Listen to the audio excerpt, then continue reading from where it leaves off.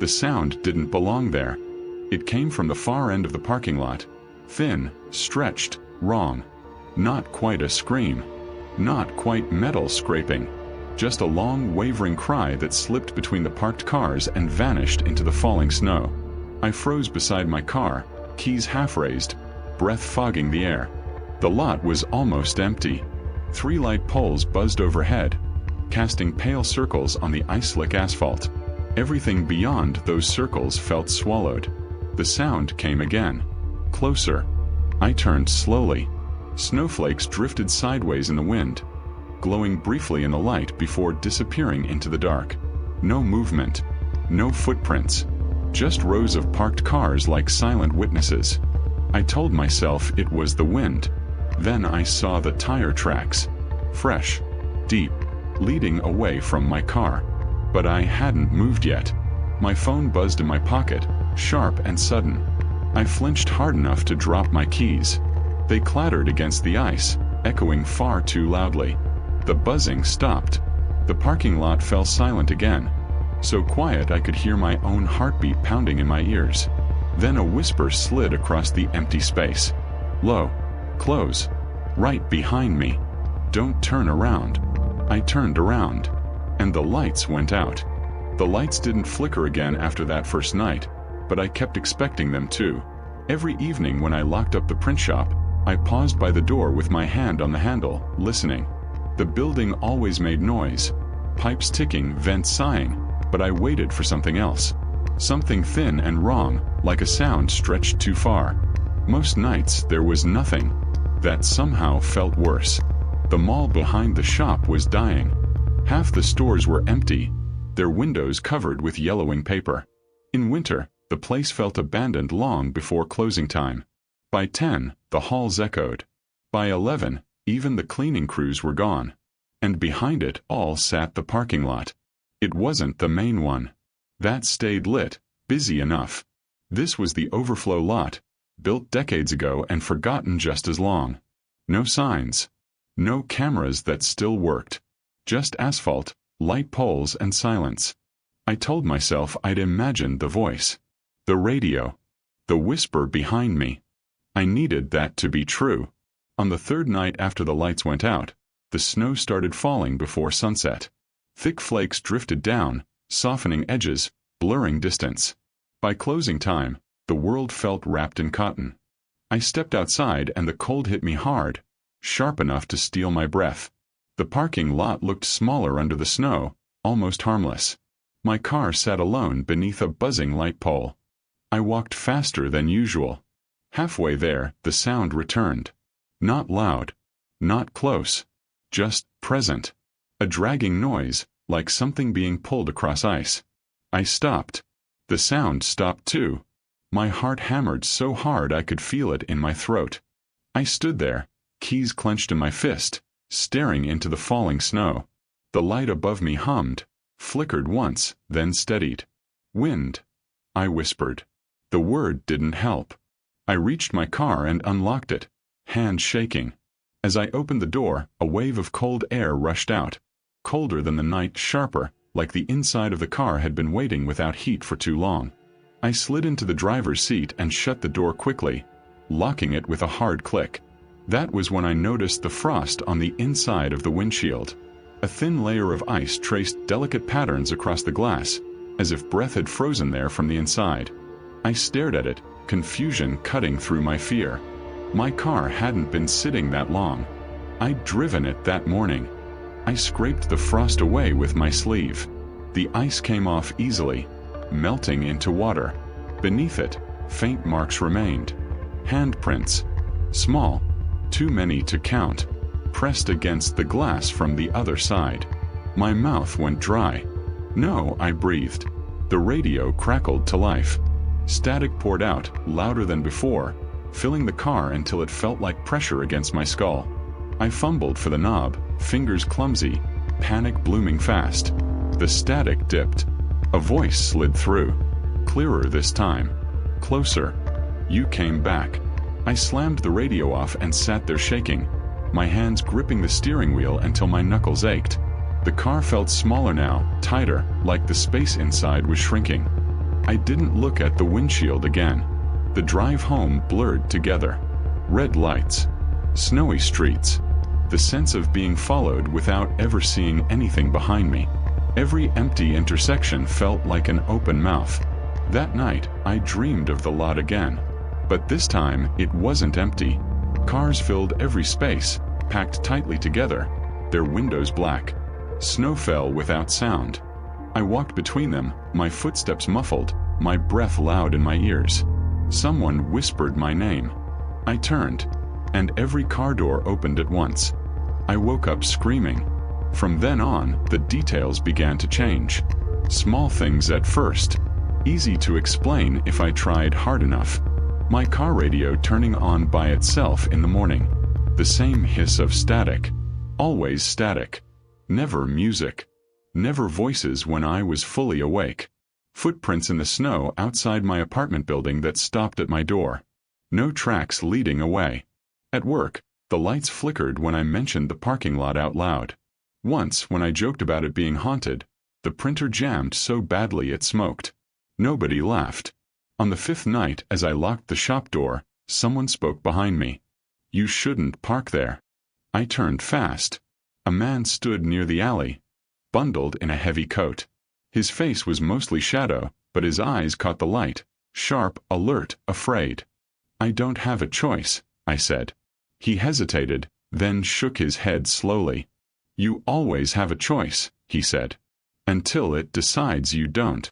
Before I could ask what he meant, he walked away, disappearing into the snow between the buildings. I stood there a long time, staring after him. Then the dragging sound began again. This time, it didn't stop when I did. It came from the center of the lot. And it was getting closer. I didn't go to my car right away. I stood by the shop door, keys biting into my palm, counting my breaths. The dragging sound moved slowly across the lot, steady and patient, like it knew I wasn't going anywhere. Snow fell harder, blurring the edges of the world. The light poles carved weak circles into the dark, leaving wide stretches of nothing in between. I couldn't see what was making the sound, and that felt intentional. I stepped back inside and locked the door. The glass rattled almost immediately. Not a bang. Not a strike. Just a gentle tap. Once. Twice. I backed away until my shoulders hit the counter.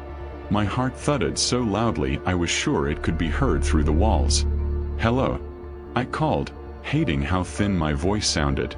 Another tap. Lower this time. Like fingers trailing down the glass. I didn't stay. I grabbed my coat, went out the front entrance instead, and walked the long way around the mall, past dark windows and empty corridors, until I reached the main lot. I left my car behind. That night, I walked home through the snow. Every empty space felt wrong. I started asking questions the next day. Not directly. Not at first. I listened. People talked when they thought no one important was around. Janitors. Security guards. Store owners with nothing left to lose. Their voices dropped when winter came up. Dropped further when the overflow lot was mentioned. "It wasn't always like that," one guard told me, staring at his coffee. "But winters wake it up." "What is it?" I asked. He looked at me like I'd already made a mistake. "You hear things yet?" I didn't answer.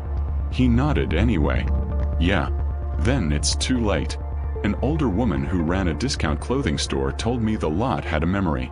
"Spaces remember," she said. "Especially the empty ones." I laughed then. I needed to. She didn't. That night, my car was back in the overflow lot. I didn't remember driving it there. The snow around it was untouched. The dreams grew heavier. Not louder. Not more violent. Just closer. I dreamed of standing at the edge of the parking lot while snow buried everything around me. Cars sank beneath the surface like bodies underwater. Light poles bent inward, leaning toward the center. Toward something hollow. In the dreams, I always felt watched. Not by eyes, but by space itself. Like the emptiness had weight. Like it leaned back. When I woke, my room felt too large. Too quiet. Shadows pooled in corners where they hadn't before. I stopped sleeping with the lights off. It didn't help. I found the caretaker a week later. City archives smelled like dust and old paper. The man behind the desk looked like he'd been there longer than the building itself. Thin, gray, hands trembling as he flipped through records. I told him the address. He froze. Slowly, he removed his glasses. "Winter?" he asked. "Yes." He exhaled through his nose. "It always starts then." He showed me files that weren't digitized. Old incident reports. Maintenance logs. Handwritten notes that stopped abruptly mid-sentence. Cars left overnight and found weeks later, engines cold, interiors coated in frost. No damage. No signs of entry. People complaining of voices. Of lights going out. Of footsteps where no one walked. One name appeared again and again. A security guard from 30 years ago. Gone during a blizzard. Never found. Only his flashlight was recovered. Still on, beam aimed at the center of the lot. The caretaker leaned closer. "It doesn't take people," he whispered. "It keeps them." "Why?" I asked. He shrugged a small, helpless motion. "Empty things don't like being ignored." After that, the lot followed me openly. Reflections of parked cars where none existed. The hiss of static when I stood too long in silence. The dragging sound echoing down empty grocery aisles late at night. I started questioning myself. I checked carbon monoxide levels in my apartment. Went to a doctor. Cut caffeine. Drank water like it would wash the fear out. Nothing helped. One evening, I caught my neighbor staring at my car. "You see it too, don't you?" he asked without looking at me. "See what?" He swallowed. "How it never quite looks empty anymore." I didn't sleep that night. The warning came too late. A storm rolled in faster than expected. Roads closed early. The mall shut down at dusk. I was alone when I locked the shop. The dragging sound started immediately. This time it came from everywhere. The lot lights flickered, one by one, dimming like dying stars. Snow erased the lines on the asphalt, turning space into a blank page. I reached my car. The doors were open. Inside, the radio hissed. Waiting. I knew then. The lot didn't want me afraid. It wanted me to stay. And as the storm closed in, swallowing every exit, I understood the truth whispered in every warning, every silence. The emptiness wasn't a backdrop. It was the thing watching. And winter was when it finished filling itself. The snow was thick enough that I couldn't see the edges of the lot anymore. Light poles flickered weakly, casting hollow yellow circles that barely touched the ice beneath. Everything beyond them dissolved into white haze. I knew the storm had closed off the exits, but by now I didn't care. The lot wasn't just empty, it was alive. It waited. My car engine refused to turn over. Not dead battery, not mechanical failure, something deliberate. I turned the key again and again. Clicking. Nothing. Panic clawed at my chest. The static came first, soft, almost polite. Then louder. Then voices. Hundreds, overlapping, whispering, dragging together into a low hum that seemed to vibrate through the asphalt. Stay. Cold. Empty. I slammed my hands on the wheel. My breath fogged the inside of the car, curling against the glass in frozen spirals. The doors unlocked themselves. I didn't touch them. I didn't want to. A heavy sliding sound pressed against the roof. Nails scraping ice. Fingers. Hands.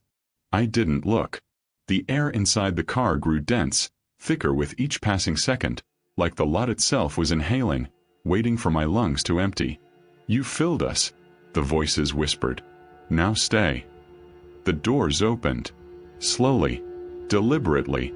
The cold rushed in like it was a living thing, burning against skin, stealing heat. I stepped out because I had no choice. Because standing still in the car was the same as surrender. The lot stretched beyond comprehension. Cars appeared where none had been. Each one reflected me, but distorted, elongated limbs, faceless, watching. The snow muffled my footsteps, but not the dragging. It was all around me, approaching, patient. I ran, feet sinking into ice and snow. The poles flickered, and the space between them stretched. The lot was no longer a fixed place. It warped, twisted. Every familiar shape turned alien. Hands grabbed my ankles. Cold. Wrong. I fell, scraping knees and palms. I screamed.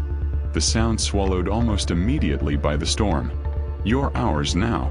I scrambled up, pain burning through every joint. The voices followed. Whispers became cries. Cries became growls that felt like snow, and wind turned solid. Time warped.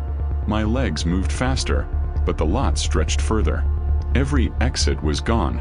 Every landmark melted into white and shadow. A car door slammed behind me. Not mechanical. It slammed itself, then opened again. Reflected in the window, I saw dozens of figures. Faces pale, hollow, mouths stretched in silent screams. Eyes black voids. They weren't alive. They weren't dead. They were waiting. I fell again. Hands grabbed at me, ice biting through my clothes. I screamed, clawing at snow and metal. The lights went out completely. Total darkness swallowed everything. Then a voice in my ear. Close. Familiar. Wrong. You can't leave. I tried to run, but my legs didn't respond. The dragging sound encircled me. Cold pressed against every inch of skin. I tried to breathe, but the air was thick with frost. I felt my own reflection in the snow, melting, distorting. I was splitting into pieces. I screamed until my throat tore. And then silence. When I opened my eyes, I was standing. Alone. The lot was empty. Perfect. Clean. Snow smooth across every surface. The poles stood straight, light steady. No cars. No footprints. No dragging. My chest heaved. I expected relief. But the stillness was heavier than the storm had been. The snow whispered beneath my boots as if counting. And then it spoke. Part of it now.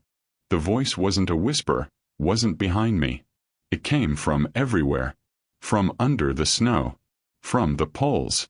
From the air itself. I staggered back, heart hammering. The lot didn't just watch me. It had taken me, stitched me into its emptiness. And in the white silence I realized, this was not a place I could escape from. Not really. I ran toward what I thought was the exit, only to see it vanish in the snow, folding into itself. I tried turning back. Nothing. The lot had no edges anymore. Figures emerged from the whiteness. Tall, thin, distorted shadows. They didn't move toward me. They waited. The dragging sound returned, low and insistent, circling, spiraling. I fell again. This time, I didn't get up. The snow swallowed me, a cold embrace that pressed into bones. The lights flickered weakly, then died. My eyes adjusted to white. Not light. Not snow.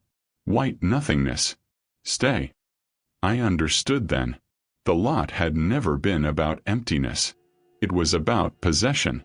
About erasing boundaries, erasing exits, erasing you until there was nothing left but it. I screamed once more, but the sound didn't escape. The snow pressed, the voices hummed, the dragging closed in, and I realized the truth I had ignored from the beginning. Winter was its season. The empty lot had claimed me, and there would be no morning. The last thing I felt was the cold pressing into my chest, steady and inevitable. Then nothing. The snow melted in spring, leaving the lot looking ordinary again. Asphalt cracked and pale beneath weak sunlight. The light poles leaned at odd angles, shadows stretching long across the empty spaces. To anyone else, it was just another forgotten parking lot, nothing more than asphalt and lines. But I knew better. I was never seen again after that night. Not officially. My apartment was found locked. My car, returned as always, parked neatly in the center of the lot. Doors locked. Radio on, static hissing softly. No footprints led away. No clues. The snow had covered everything. Rumors began. whispered in security offices and janitor break rooms. A man who drove late hours vanished one December. A delivery driver disappeared mid-shift. Everyone assumed accidents, storms, bad luck. But the stories always centered on that lot. The one no one used in winter. The one that waited. Sometimes late at night I imagined it still, stretching farther than it should, white and endless, each light pole flickering in rhythm with the cold pulse of its heartbeat.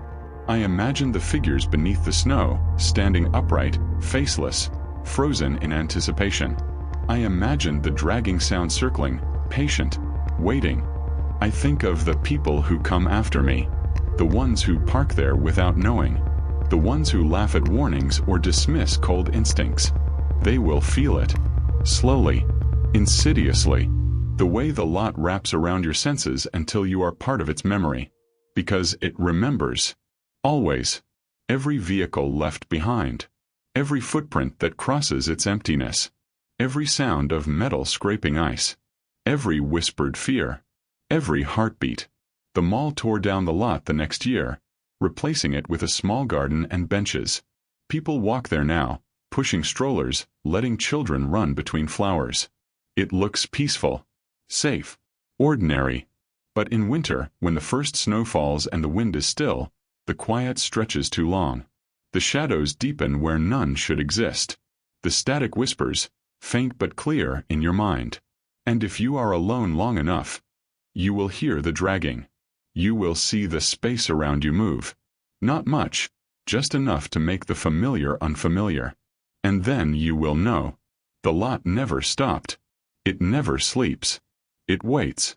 Patient, inevitable, and empty, but full of what it has taken. And if you park there long enough in winter, you will be part of it too. The snow falls again.